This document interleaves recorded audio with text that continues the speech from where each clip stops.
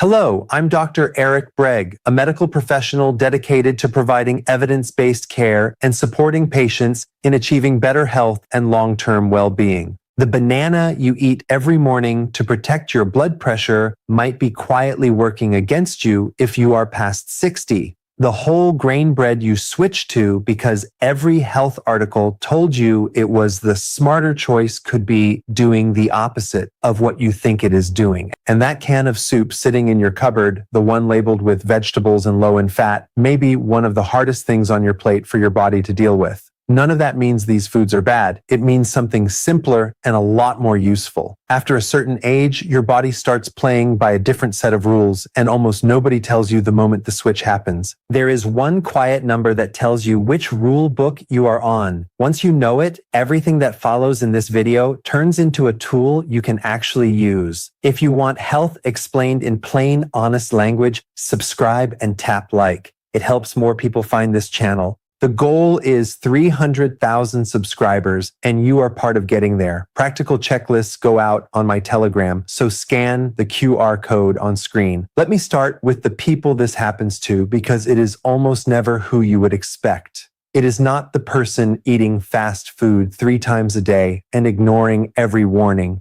It is the careful one, the one who reads the articles, switches to whole grains, adds more fruit, picks the soup that says low fat, and honestly believes they are doing everything right. These are the people who most often end up dealing with serious kidney trouble later in life. Not because they were careless, because they had good information meant for a different body, a body with kidneys working, and their kidneys had quietly stopped working at full strength years earlier with no warning at all. That last part is the piece almost everyone misses, so let me explain it clearly. Your kidneys are not like your heart or your lungs. They do not hurt when they start to struggle. They do not swell up. They do not give you a fever. They do not send a sharp pain into your side to tell you something is wrong. Kidneys fail in silence. It happens over years, sometimes decades, and you feel completely fine the entire time. The only way to actually know how they are doing is a blood test. The number that matters is called eGFR. That stands for estimated glomerular filtration rate, and I will translate that into plain English right now. Inside each kidney, you have around 1 million tiny filtering units called glomeruli. Picture them as 1 million microscopic strainers pulling waste out of your blood all day, every day, without you ever noticing. Your eGFR is simply a score for how well that whole filtering system is running. Above 60 is considered normal. Below 60, doctors start calling it chronic kidney disease, and that just means the filters are working at reduced power day after day on a long downward slope. Here's what makes that so easy to miss. Research consistently shows that by the time a person reaches 70, they can lose somewhere between 1/4 and nearly 1/3 of their filtering power and feel absolutely nothing along the way. No symptom, no signal, just a number on a lab report quietly sliding downward while everything on the surface looks fine. There is a case that turns up in kidney clinics often enough that specialists recognize it on site. Picture a woman named Carol, 71 years old, a retired school teacher. She walked every morning. She took every medication exactly as prescribed. She never smoked. By every outside measure, the model patient. On a routine blood test, her doctor noticed her creatinine was slightly high. Creatinine is just a waste product your muscles make and your kidneys normally clear out. So, when it climbs above normal, it is a quiet hint that the kidneys are not keeping up. The doctor ordered the fuller test, the eGFR, and it came back at 52, already under 60, already what doctors call stage 3 chronic kidney disease. The advice she got was the advice almost everyone in her position gets. Watch your diet and come back in 6 months. So Carol went home and did exactly what a thoughtful person does. She started researching. She traded white bread for whole grain bread and bran cereal. She added bananas and avocados because every source she found said potassium is good for blood pressure and good for your blood vessels. She started making canned tomato soup for lunch since it was easy, low in fat with vegetables right there in the name. On her morning walks, she sipped a sports drink to replace electrolytes. Every single one of those choices looked smart on its own. Every one of them came from a reputable place. And 6 months later, her eGFR had dropped from 52 to 38 in half a year.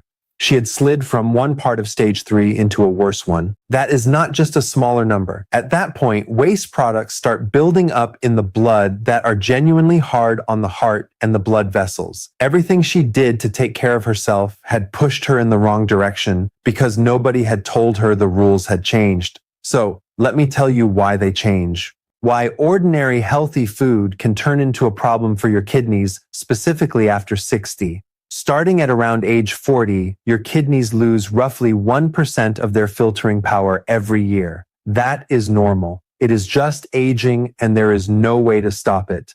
But do the simple math, and it means that by 70, most people are running on noticeably less filtering capacity than they had as a young adult without a single symptom to mark the loss. They simply have less margin, less reserve. And that is the exact moment when what you eat every single day starts to matter in a completely different way, because the workload on your kidneys is the same as ever, but the engine handling it has quietly gotten smaller. To really make this stick, you need to understand 4 things that happen inside the body. Skip these, and the food list is just a list you will forget by tomorrow. Understand them, and you will never look at your plate the same way. The first one is phosphorus building up. One of your kidney's jobs is clearing phosphorus out of your blood. When filtering slows down, phosphorus starts to accumulate. The medical name for that is hyperphosphatemia, which literally just means too much phosphorus in the blood. And this is not a vague, far-off concern. Nephrology research, and nephrology is simply the branch of medicine that deals with the kidneys, has tied long-term high phosphorus directly to 2 things: faster breakdown of kidney tissue and calcification of the blood vessels. Calcification means calcium gets deposited in the walls of your arteries, turning them stiff and brittle instead of soft and flexible. That stiffening is a real, traceable path to heart attacks and strokes in people with kidney trouble. So, phosphorus is not just a kidney issue, it is a heart issue too. Now, here is the part that almost nobody knows, and it really does change how you should read a food label. The most dangerous phosphorus is not the kind found naturally in food. It is inorganic phosphorus, the phosphate salts that get added to processed foods as preservatives and flavor boosters. The difference in how your body handles them is enormous. Natural phosphorus, the kind built into real food, gets absorbed at something like 40 to 60%. The added inorganic kind gets absorbed at 90 to nearly 100%. So, 2 foods can list the exact same amount of phosphorus on the label, and one can hit your kidneys with nearly double the real load, depending only on where that phosphorus came from. And the label will not tell you which is which. You just see the word phosphorus on the nutrition panel with no way to know how hard that particular phosphorus is going to push on your kidneys. The second thing is potassium getting out of balance. Healthy kidneys keep the potassium in your blood inside a very tight window. Potassium is an electrolyte, and your heart muscles simply cannot beat properly without the right amount of it.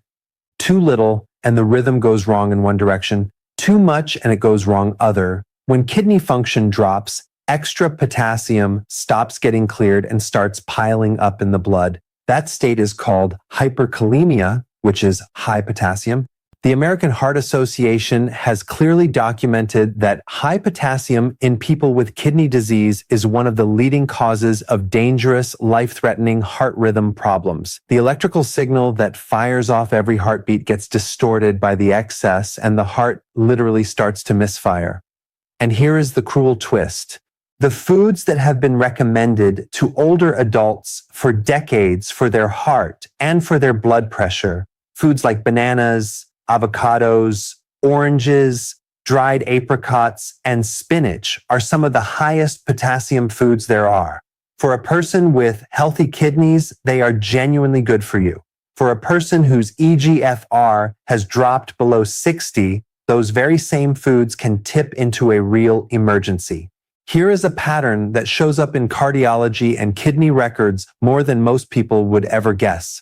Think of a woman named Linda, 74, who became very focused on protecting her heart after her husband had a heart attack. Avocado every day, potassium supplements she read about online, spinach in everything. Her chart already noted reduced kidney function. It was right there in her file. But in a 15-minute visit centered on her blood pressure and cholesterol, the conversation simply never reached her diet.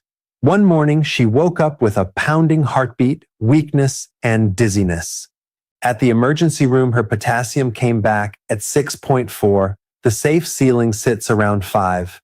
The team brought her through it, and when you look at what happened, it is painfully clear. She was protecting her heart, and in doing so, she was straining it. The third thing is protein overload.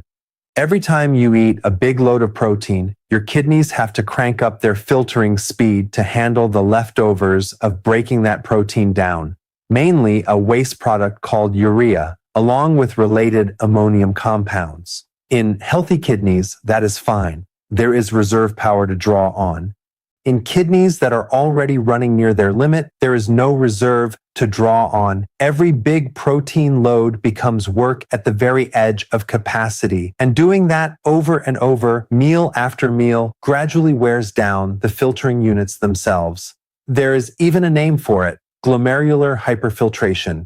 Studies from the kidney research community have shown a direct link between high protein intake and faster decline in eGFR in people who already have some kidney impairment. This one matters most for a very specific group: the people who have been told after 60 to eat more protein so they do not lose muscle. That advice is completely correct, up to a point. Holding on to muscle as you age is genuinely important. But the moment your eGFR drops below 60, the standard protein advice stops working the same way. It is still right for one situation and quietly harmful in another.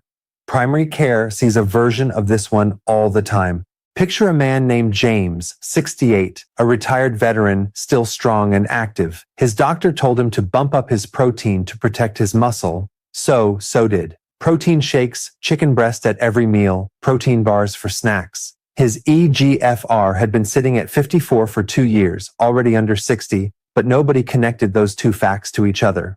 Over 14 months, his eGFR slid from 54 to 41, a full step down, while he followed medical advice to the letter. How was I supposed to know the rules were different? Is the kind of question people in his position ask. And the honest answer is they had no way to know. That is the entire reason a video like this exists. The fourth thing is sodium overload. Sodium is the main ingredient in ordinary table salt. Normally, your kidneys handle it smoothly, flushing the excess out in your urine. As kidney function fades, that ability fades with it.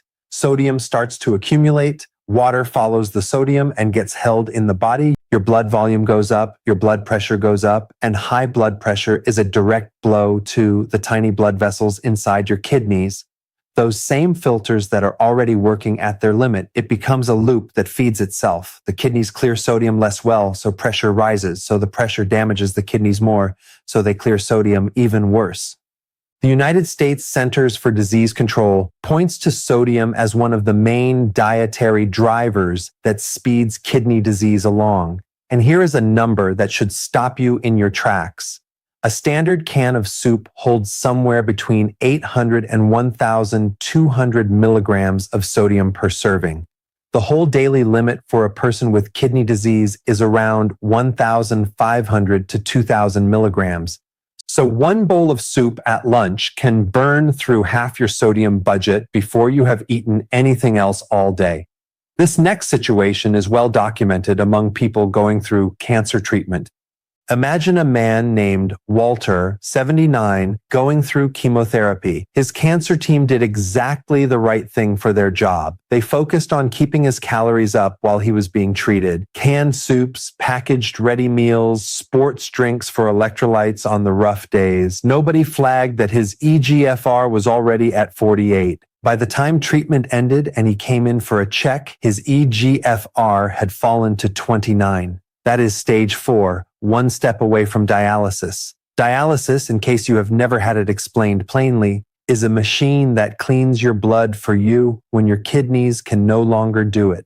3 times a week, 4 hours at a stretch, tethered to the equipment. The phosphate additives in the canned food and the heavy sodium in the ready meals had stacked up month after month, and nobody had connected the dots. People in his situation almost always say the same thing afterward. They wish they had known sooner. There is one more version of this worth sitting with because it shows how the gap opens up even when everyone is doing their job well. Here is what happens whenever two good specialists treat the same person without ever seeing each other's notes. Picture a woman named Susan, 65, just diagnosed with type 2 diabetes. Her doctor did everything right and sent her to a skilled dietitian. That dietitian built a careful, well-designed eating plan for a diabetic, high in fiber, whole grains, potassium-rich vegetables, lean protein, exactly what the diabetes guidelines call for. The trouble was that Susan's eGFR was 55, and the dietitian had no way of knowing that.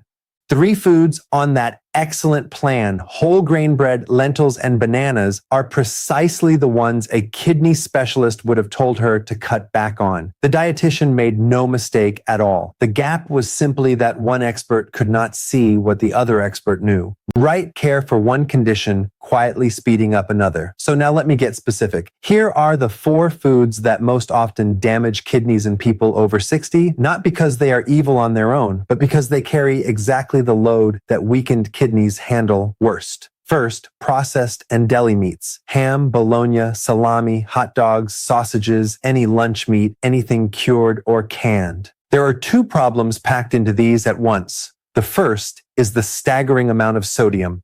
A 2-ounce serving of bologna or ham can carry 500 to 600 milligrams of sodium.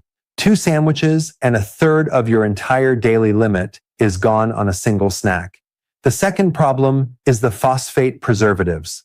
This is where that nearly fully absorbed inorganic phosphorus most often hides.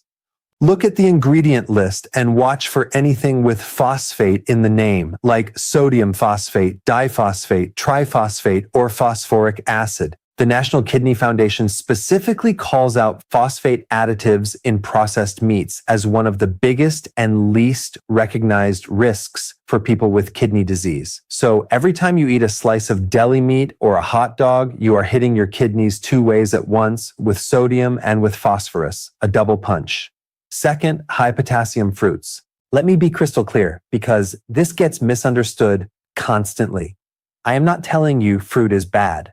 I am talking about one specific situation, which is when your eGFR is already below 60. In that situation, certain fruits deliver so much potassium that your slowed down kidneys cannot clear it fast enough. Bananas, oranges, tangerines, kiwi, avocado, dried apricots, prunes, all of those are good for you when your kidneys are healthy. All of them have been documented in kidney nutrition research as drivers of high potassium when kidney disease is present. And the answer is not to give up fruit. The answer is to swap. Apples, blueberries, grapes, strawberries, pears, watermelon, all of those are far lower in potassium and completely safe for weakened kidneys. You lose none of the vitamins, none of the antioxidants. You just pick the sources your kidneys can handle without strain. Third, and brace yourself because this one genuinely shocks people.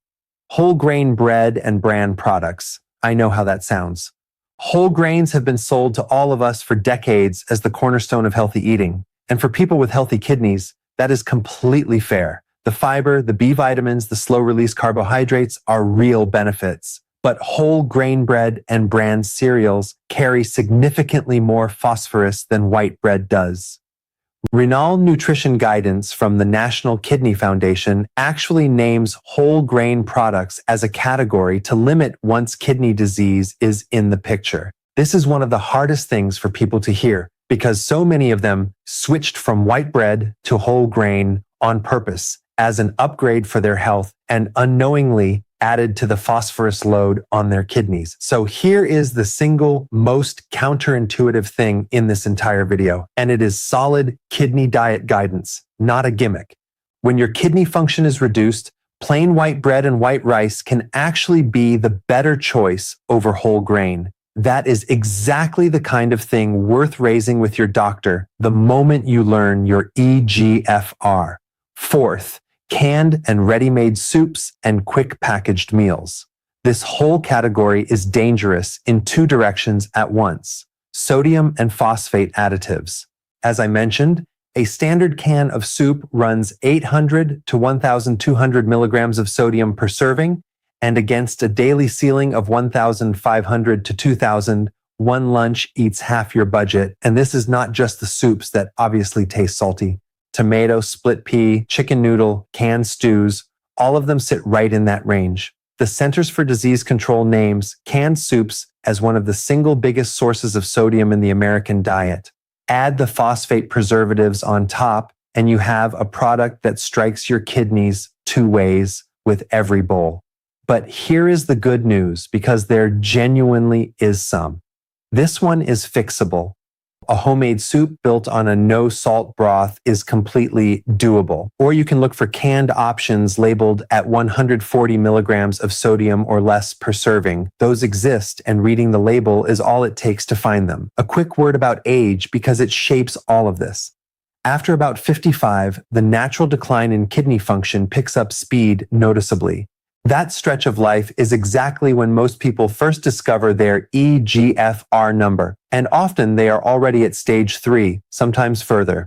I would genuinely like to understand who is watching. Drop your age in the comments. It helps me pick topics more precisely and dig into the situations that actually fit your age group. So now, what do you actually do about all this? Here are 7 clear steps. Step 1, at your next appointment, ask specifically for an eGFR test. Not just creatinine, but eGFR. Write this sentence down right now. I want to check my eGFR. That is all it takes. Any doctor who hears that will understand the request and either order the test or explain why it is not needed in your case. The point is simply to ask. Step 2, if your eGFR comes back under 60, ask for a referral to a kidney dietitian, not just any dietitian, but one trained specifically in kidney nutrition.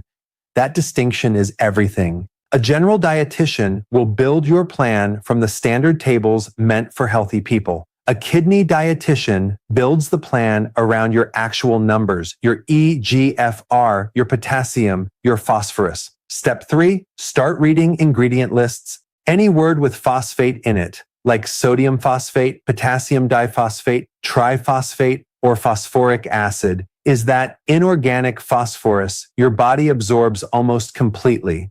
Those are the products to cut back on or skip. Step 4, trade high potassium fruits for low potassium ones.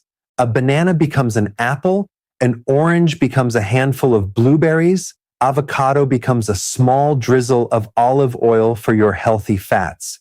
Dried apricots and prunes become fresh strawberries or grapes. You are not giving up fruit, you are just spreading the load somewhere your kidneys can carry it. Step 5, move from canned vegetables to fresh or frozen ones with no salt added.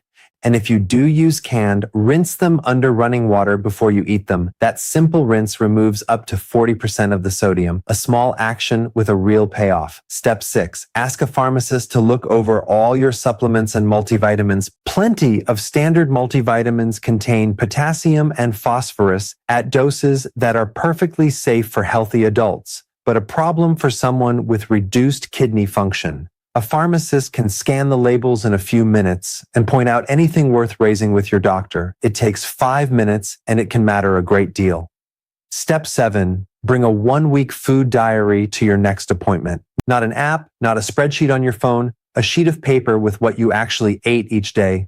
That gives your doctor a concrete picture of your real diet and turns a rushed 15-minute visit into a productive conversation instead of an exchange of vague generalities. Let me close out a few questions people always ask.